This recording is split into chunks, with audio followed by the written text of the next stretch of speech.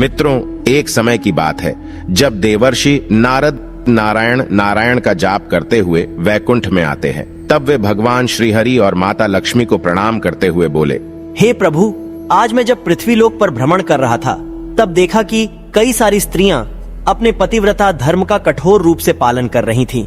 वहीं कुछ स्त्रियां अपने पति के आंखों में धूल झोंककर पराये पुरुषों के साथ अनैतिक संबंध बना रही थीं। ऐसा क्यों होता है? मैं जानना चाहता हूँ। आखिर एक सच्ची पतिव्रता स्त्री की पहचान कैसे की जाए?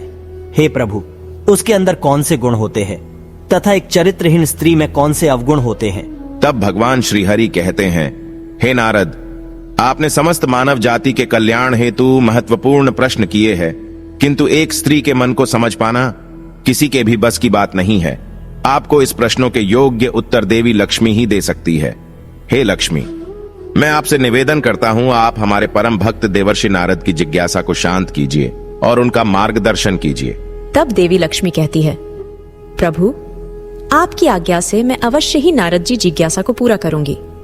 हे देवर्षि नारद, जिस भी नारी के अंदर ये 3 लक्षण होते हैं, उस स्त्री का वंश शुद्ध होता है, उसके घर पर लक्ष्मी निवास करती है। उस नारी के पति के साथ ही पिता के भी, इन दोनों कुल के लोगों को स्वर्ग की प्राप्ति होती है। जो स्त्रियां पतिव्रता होती है, वह मृत्यु के पश्चात विष्णु लोक को प्राप्त करती है। पतिव्रता स्त्री की महानता की एक पवित्र कथा सुनाती हूँ। इस कथा का श्रवण करने मात्र से ही व्यक्ति के सभी पाप नष्ट होते हैं। जो व्यक्ति ध्यानमग्न होकर इस कथा को सुनता है, भगवान विष्णु उसके 32 अपराध माफ करते हैं।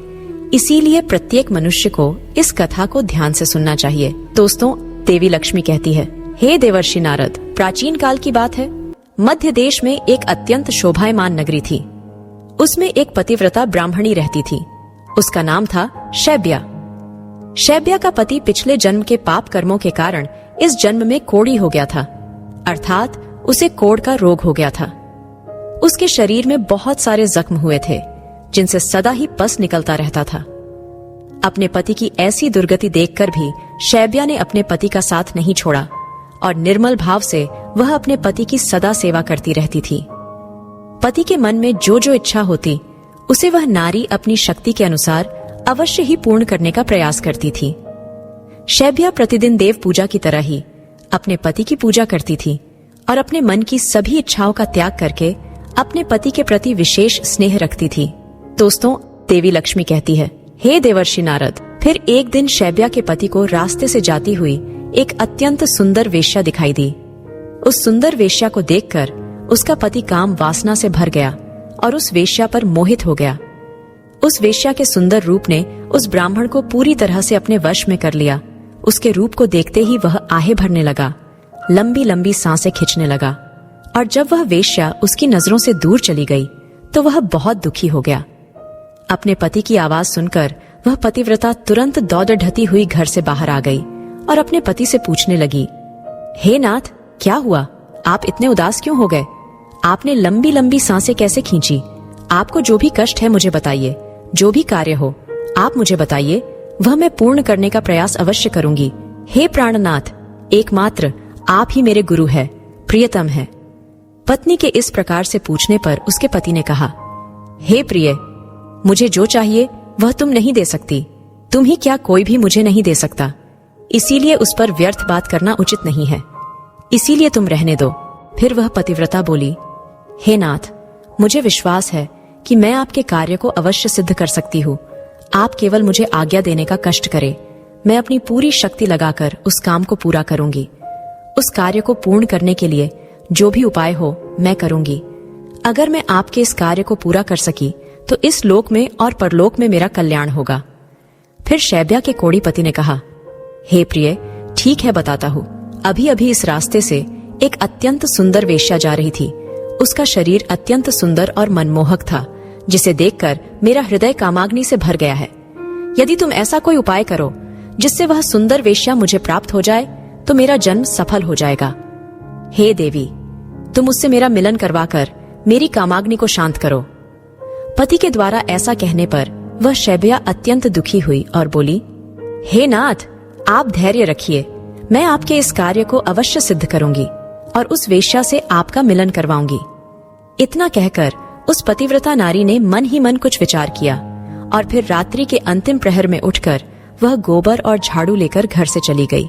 दोस्तों, देवी लक्ष्मी कहती है, हे देवर्षि नारद। जाते समय उसके मन में बड़ी प्रसन्नता थी। फिर वह उस वेश्या के घर पर पहुंच गई और उसने उस वेश्या के घर के आंगन में झाड़ू लगाया और गोबर से लीपकर उसका आंगन अत्यंत सुंदर बना दिया और लोगों की नजर पड़ने से पहले ही शीघ्रता से अपने घर को लौटकर आ गई। इस प्रकार से उस पतिव्रता स्त्री ने 3 दिनों तक उस वेश्या के घर के आंगन में झाड़ू लगाया और गोबर से लीपकर उसका आंगन स्वच्छ किया। उधर वह वेश्या अपने आंगन को देखकर अपने सेवकों से पूछने लगी, अरे वाह, आज आंगन की इतनी बढ़िया सफाई किसने की है? जिसने भी मेरा आंगन स्वच्छ किया है, मैं उसकी इच्छा पूर्ण करूंगी। फिर वेश्या के सेवकों ने कहा, हे वेश्या, घर के आंगन की सफाई तो हमने नहीं की। हमारे जागने से पहले ही कोई इस आंगन की सफाई करके चला जाता है। सेवकों की बात सुनकर वेश्या को बड़ा आश्चर्य हुआ और वह सोचने लगी कि आखिर कौन आकर उसके घर के आंगन को साफ कर रहा है। फिर उसने जानने के लिए रात भर जागरण किया और छिपकर देखने लगी। तभी उसने देखा कि रात्रि के अंतिम प्रहर में ब्राह्मणी आकर उसके घर के आंगन को साफ कर रही है। दोस्तों, देवी लक्ष्मी कहती है, हे देवर्षि नारद। ब्राह्मणी को देखते ही वह वेश्या बोली, हाय हाय, हे देवी, आप ये क्या कर रही हो? क्यों मुझ पापी स्त्री के घर का आंगन साफ कर रही हो? मुझे क्षमा करो, आप यह काम मत करो। इतना कहकर उस वेश्या ने उस ब्राह्मणी के पैर पकड़े डीएश लिए और कहा, हे पतिव्रते, आप क्यों मेरी आयु, यश, संपत्ति, कीर्ति का विनाश करने की चेष्टा कर रही हो? मैंने कौन सा अपराध किया है? हे साध्वी, आपको जो चाहिए वह मांगो, मैं बिना सोचे ही आपको दे दूंगी, किंतु आपको यह कार्य शोभा नहीं देता है। तब उस पतिव्रता ने उस वेश्या से कहा, हे सुंदरी, मुझे धन की लालसा नहीं है, किंतु तुम ही से मुझे कुछ काम है। यदि तुम करोगी तो मैं बताती हूँ। यदि तुम उस कार्य को पूर्ण करोगी तो मेरे मन को शांति मिलेगी और तभी मैं समझूंगी कि तुमने मेरा सारा मनोरथ पूर्ण कर दिया। फिर वह वेश्या बोली, हे पतिव्रते, आप जल्दी बताइए, मैं वचन देती हूँ, आपका जो भी अभीष्ट कार्य है उसे मैं अवश्य पूर्ण करूंगी। माता जी, आप महान पतिव्रता है, आपका कार्य करूंगी तो मेरे सभी पाप नष्ट हो जाएंगे। आपके चरण छू लेने से ही मैं पाप से मुक्त हो चुकी हूँ। कृपया आप जल्दी बताइए, मैं आपकी किस प्रकार से मदद कर सकती हूँ? फिर उस पतिव्रता ने लजाते हुए कहा, हे सुंदरी, कुछ दिनों पहले मेरे पति की नजर तुम्हारे शरीर पर पड़ी थी, जिसे देखकर वे तुम्हारे शरीर के मोह में पड़ गए हैं और तुमसे से मिलन करने की इच्छा कर रहे हैं। इतना सुनकर वह वेश्या चौंक गई और कुछ क्षणों तक विचार करने लगी। उसे उस दुर्गंध युक्त कोढ़ी पुरुष के साथ संबंध बनाने की बात सोचकर बड़ा दुख होने लगा। वह वेश्या उस पतिव्रता से बोली, हे देवी, अगर तुम तुम्हारे पति को लेकर मेरे घर पर आ जाओ तो मैं एक दिन के लिए उनकी इच्छा अवश्य पूर्ण करूंगी।